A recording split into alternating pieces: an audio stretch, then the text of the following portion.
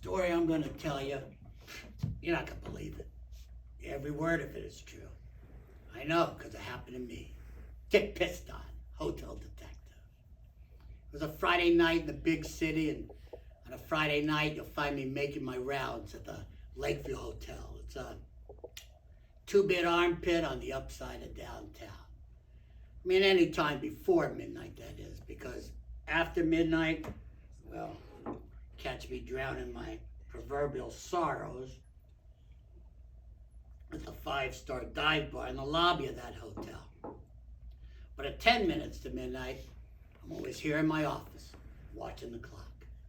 I mean, not that I'm a proverbial stickler for whatever it is that punctual people stickle for. Not that I couldn't use the overtime. But management had told us anyone who did use the overtime, well, we'd be spending all our time Xeroxing resumes at the discount copy shop at the corner. See, this hotel had been wallowing in red ink for quite some time, and it was going to continue to hemorrhage proverbial money.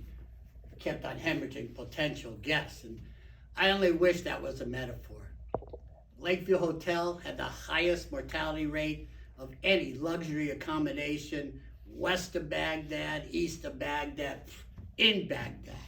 In fact, as hotel detective, I personally investigated 6 unsolved murders just in the last 5 weeks. And, yeah, committed 4 of them. So management wasn't entirely happy with my proverbial job performance. And they told me anyone who clocked in even 1 minute of unauthorized overtime would be out of a proverbial job. And when they said anyone, they meant me, Dick Piston, hotel detective.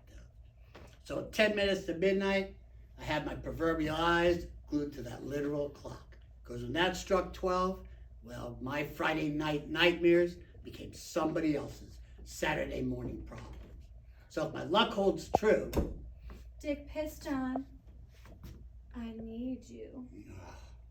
Lady Luck, you can set your watch by her. I need your help. Yeah, well, I'm afraid I'm not the man you're looking for. You're not Dick Piston? No, I'm just not helpful. But you are the hotel detective. Well, for 9 more minutes I am, but it's not going to be a 10. So if it's anything more time-consuming than a stuck pickle jar, well, I'm afraid I'm going to have to refer you to the day shift. But you have to help me. I'm the victim of a crime. Well, unless that crime is unnecessary wetness, not much I can do in the time allotted. It's not unnecessary wetness. Are you sure? Because I've got a blow dryer here in the desk. Mr. Piston, please. You can't just turn your back on me. Not in that outfit, no. Then you'll help me? For 8 more minutes I will, but that's all the time we got. Will that be enough? I don't know, it depends on the crime. What's yours? I think they call it murder. And you say you're the victim. Yes, it happened just now, up in my hotel room. You know what murder is, right? It's the one where someone kills someone, right? That's the one. Yay. Ooh, boy. All right, listen. I'm going to take your case. But I'm also going to set this egg timer. And when it goes off, no matter what, case dismissed. Is that understood? Yes. Thank you, Mr. Piston. How can I ever repay you? I'm so grateful. Yeah, well, come in here in a towel is thanks enough. You're welcome. Now, if you have a seat, I'm going to make a phone call. But aren't you going to rush up to my hotel room and examine the scene of the crime? You know, ordinarily I would, but we don't have the time. Hello, front desk? Yeah, it's me, Dick Piston, hotel detective. Yeah, put me through to the kitchen. What are you doing? I'm ordering room service. Will that speed up the investigation? Not at all, Then why are you doing it? because no man in his right mind would be alone in a room with a woman in a towel without a bottle of champagne and half an order of oysters on the way. Yeah, listen, I'm gonna have the honeymoon special and send it up to my office pronto. And a box of condoms. Thank you, Mr. Piston. How can I ever repay you? Well, I do have condoms coming. Mr. Piston! I'm a married woman! You know what? Then you can never repay me. And how did you know this was our honeymoon? Listen, just tell me about the murder. Get it over with. Maybe if we make this quick, I might have some time to Xerox some resumes before morning. Well, I was up in my room taking a shower before dinner. So you haven't eaten? No, not yet.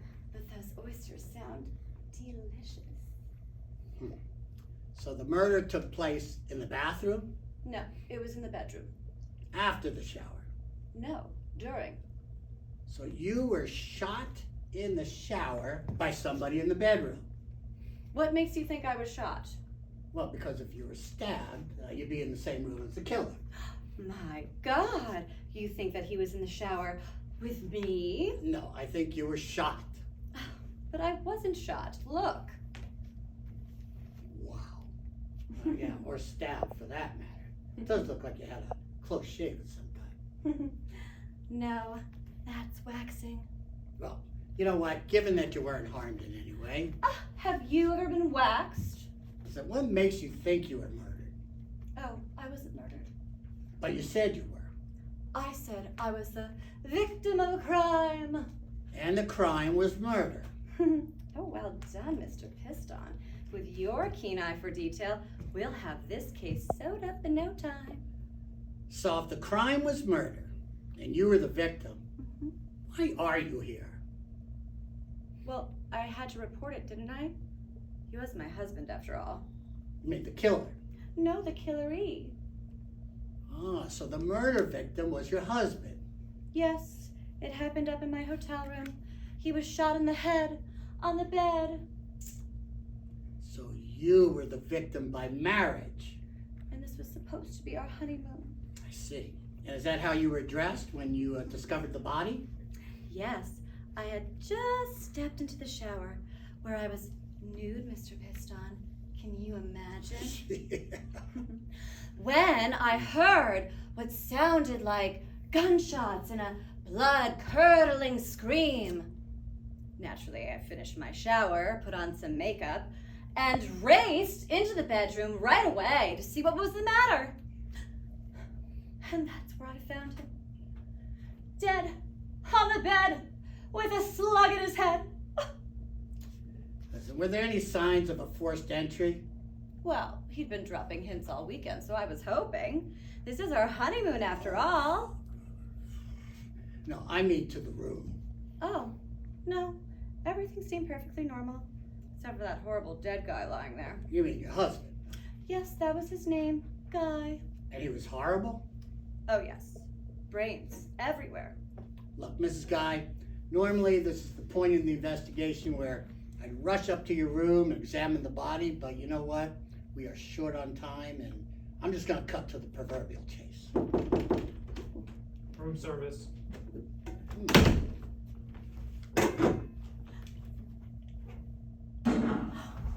There's your killer. Oh my gosh!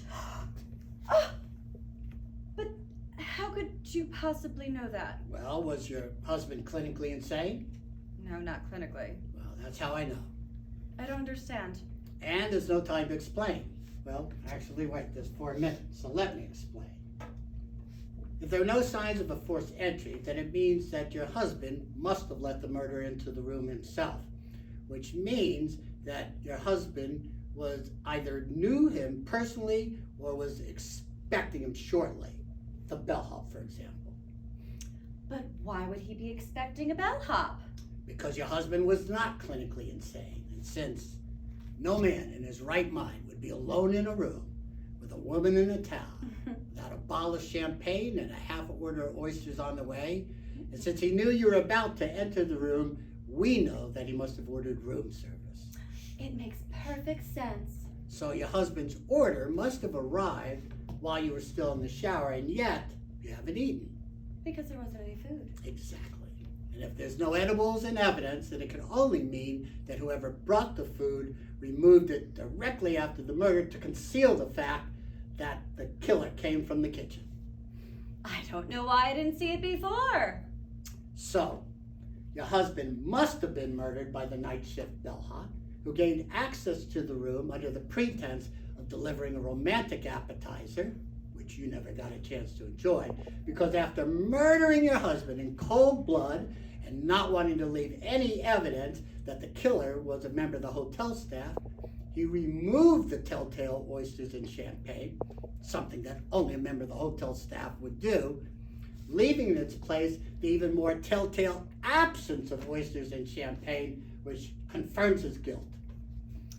But why would this bellhop want to kill my husband? Because, unbeknownst to your husband, this bellhop was having an affair with you. What? How could you possibly know that? Listen, lady, I've seen a few bodies dragged out to the alley by bellhops. And you know what? They're easily seduced. Well, just because I'm wearing a towel doesn't mean that you should accuse me of being an adulteress and let alone an accomplice to murder. You know what? You're right. You are right, and I'm sorry, and I apologize. Accepted. Listen, my boss is going to have my proverbial head if she finds out I shot another employee. You think that we could just agree that this was like a self-inflicted wound? Yes, of course, Mr. Piston. Aha! What? Yeah. What woman in her right mind is going to agree to cover up the murder of a man who had nothing to do with her husband's murder, unless had everything to do with her husband's murder and she was in on it? Well, that could only mean one thing. What's that? That the widow is not, in fact, in her right mind. Cuckoo! Cuckoo!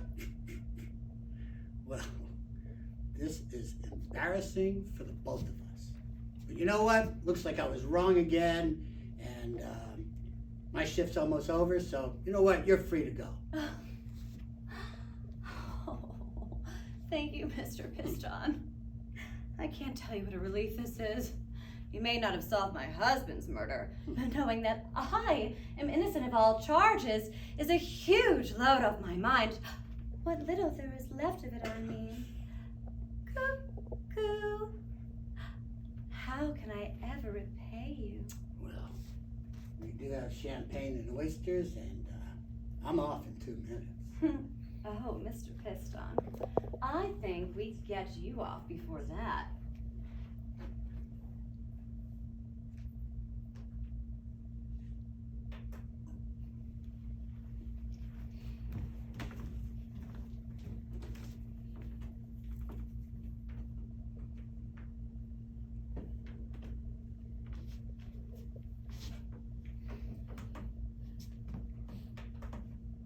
It was a Saturday morning in the big city, and on a Saturday morning, my proverbial work is done here.